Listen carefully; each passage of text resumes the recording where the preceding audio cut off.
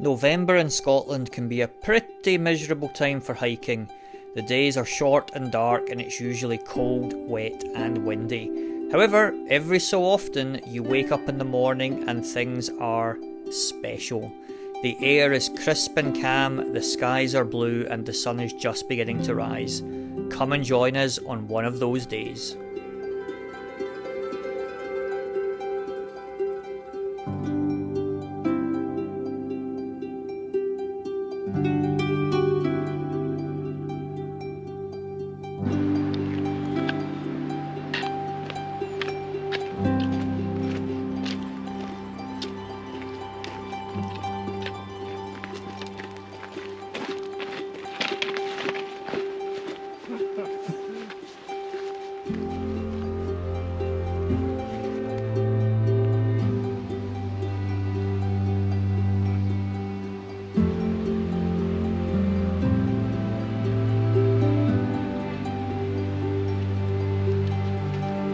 Welcome back, explorers. I'm Alistair.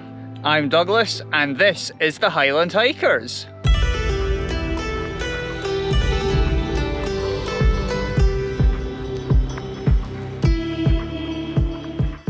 So we are out on what just now is quite a glorious November day, and we are near Bridge of Orchy.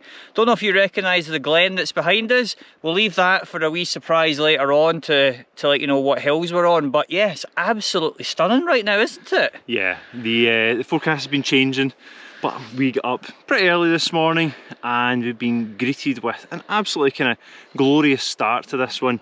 Walking in towards these two mountains, and sun just came over the ridge that we will be walking along later, just basked us in sunlight and certainly warmed us up a bit. Oh definitely, I still got my hat and gloves on, but I'm starting to get quite warm now. I can see you've taken yours off now, but yeah, when we were parked up in the glen and the fog was all around us, it was pretty cold, wasn't it? Yeah, it was pretty Baltic down there, but we're just about to start the proper ascent up to the first mountain, so hence the hat and gloves, because I'll be sweating buckets in a matter of minutes. Yeah, we've had quite a nice track to walk along so far, but we've had to head off that and we're now going to be trudging through the heather for a bit to get up the hill, but we're hoping to get up quite quickly if we can, because the forecast is due to turn to mist at the summits later on, so we're hoping we'll get there before that happens. I mean, it's over behind the camera, it's all blue skies. Maybe over there you can see some clouds. But just now you're like, how is this going to turn misty? But you never know, so keep your fingers crossed. I think it'll be pretty glorious later on.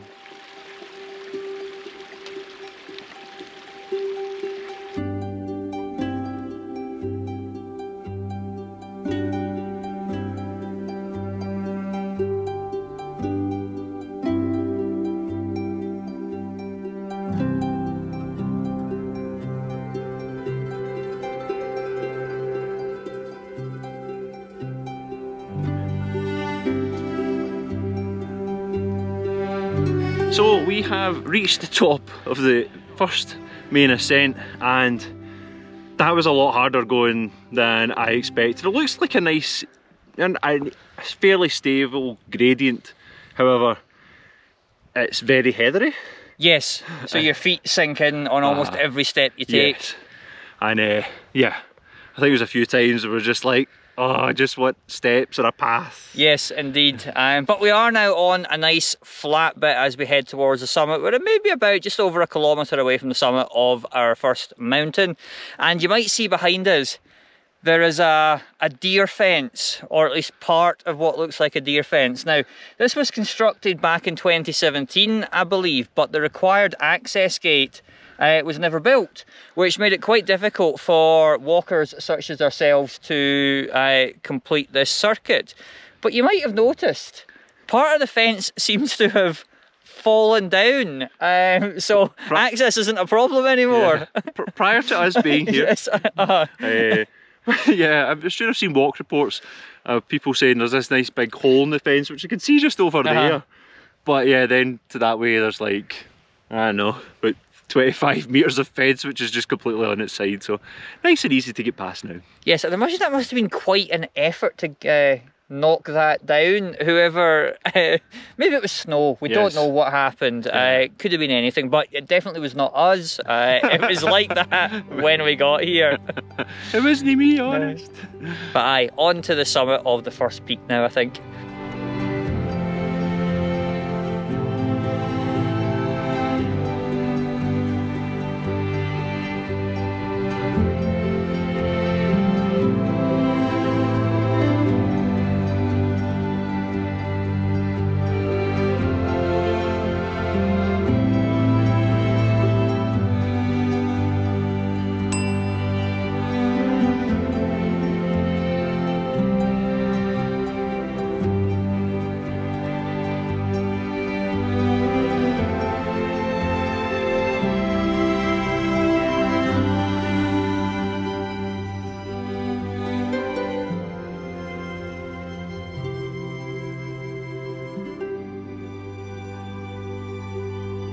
Well, that is us at the summit of the first mountain peak of the day, Beinn Bhreac-liath, which is a Corbett. Excellent. Yeah, once you got up to the kind of summit plateau, if you like, it's a nice gentle walk across, and the views around over the neighbouring mountains are absolutely brilliant. Over to Beinn Bhreac, which is the closest one to here, although it's a wee bit dark looking just now, but I think more spectacular is towards the Black Mount Munros, and just I think we can maybe see a wee bit of Glencoe. I think Mila Vury just peeking out, I think so. Probably behind us. Yeah, the sun has been coming and going. Certainly the mist has come in, but it's not too bad at the moment.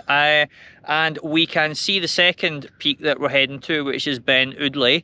So we are doing a circuit of 2 Corbetts today, about 12 kilometres and just over 900 metres of ascent in total. So we're thinking somewhere in the region of 5 to 6 hours, depending on how quick we go around and how much time we stop to fly the drone and things like that. Yeah. And I'd say, like, I know we said at the beginning, the forecast said, oh, right about this time it was going to be really poor visibility. It is far from it. We can see for miles from up here. It's brilliant. It's always really good to go up a hill. Like, we're the only ones up here. Not a soul in sight. Mountain to ourselves. And we have fantastic views. I mean, what more could you want? For it to be a bit warmer, actually. Yes. You've got another layer on. Yes. I wish I had another layer. I've got my jacket, which I might put on, but I'm not sure about that. We'll see. Yeah, I was getting a bit cold flying the drone there, and I've still got my sandwich to eat, so going to eat that quickly, and then we're going to get moving again to hopefully warm up a wee bit as we head round to summit number 2.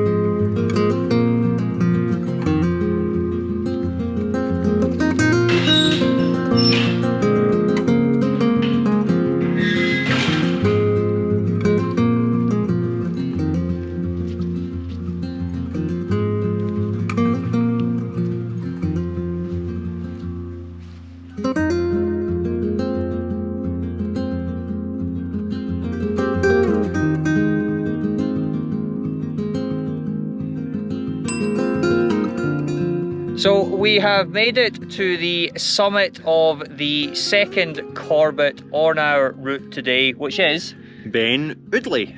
at a height of 840 metres. Yes.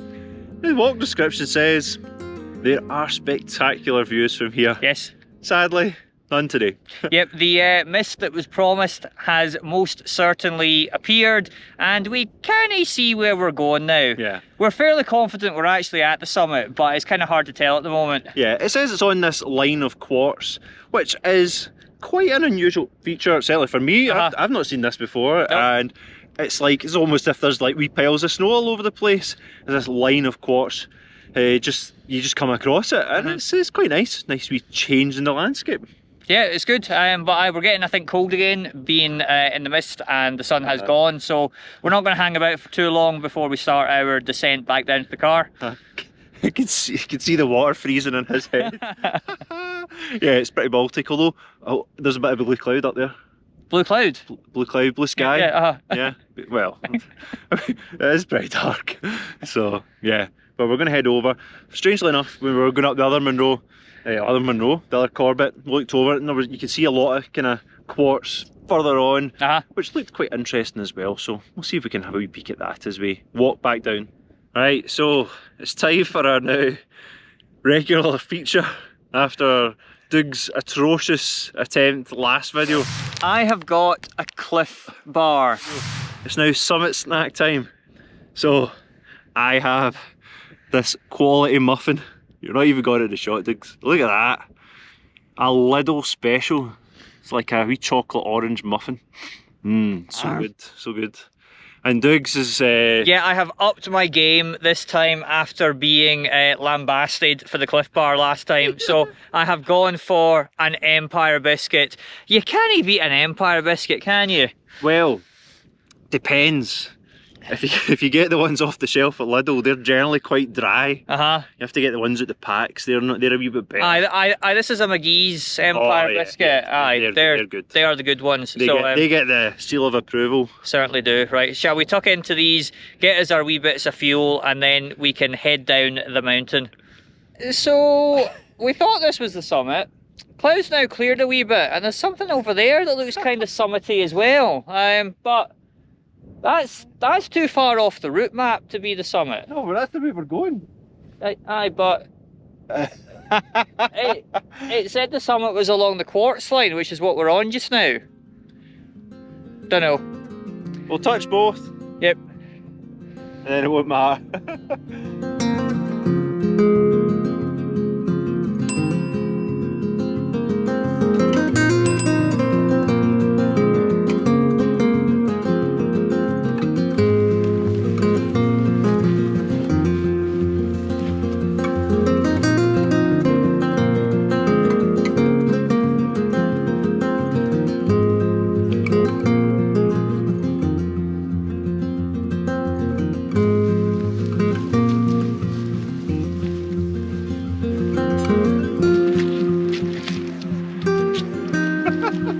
We're going to see how long it takes us to get through this fence here, because it looks a bit challenging.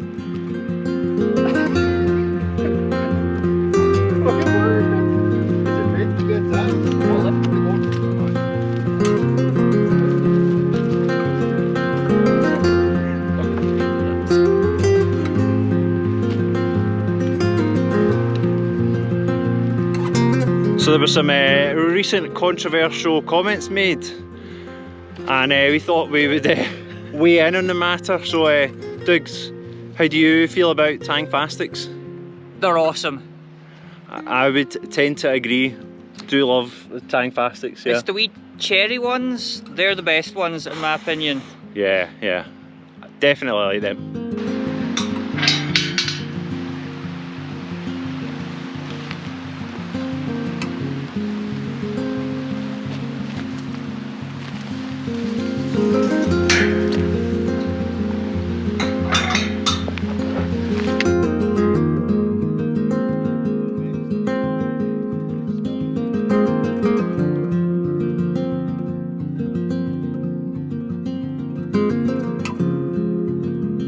Well, that's us nearly back down at the car now. You can see it's cleared up again, which is pretty good, although we did get caught in some rain on a descent, didn't we? Yeah, it was a wee bit. Wasn't the best in the descent. See, to be honest, coming off the top there, in that kind of cloudy conditions, it was a wee bit difficult to navigate. We went off track a few times, and then just try to be sensible about it and managed to get the right way down. So, but yeah, that was an interesting descent anyway. Yeah, once we got out of the clouds and we could see again, and we found that nice kind of line of quartz to walk alongside, that was really quite special. I've not seen something like that. Like, we saw a bit on the summit, but there was a lot more of it on the descent, which was good. Yeah, it was pretty funky just following that all the way down, although yeah, it made for some picturesque moments, so to speak. But yeah, we're now back down. Sun's probably behind all the mountains. It's getting a bit dark. But we're heading back to Glen Orchy where we've parked, which is pretty picturesque in itself. Yeah, it certainly is, and I've had a thoroughly enjoyable day out. It's lovely to come out and do a circuit walk. The last few I think I've done have been sort of out and back ones on the hill, so nice to do a circuit, get a couple of new hills in the bag. So yeah, I thoroughly enjoyed this one. Yeah, I think I was a wee bit disappointed in the second summit that we didn't see anything, but you know, the first summit, I thought the views, it made it certainly enough of a very enjoyable day. Absolutely. Hopefully you enjoyed the video, and we shall see you on another hike.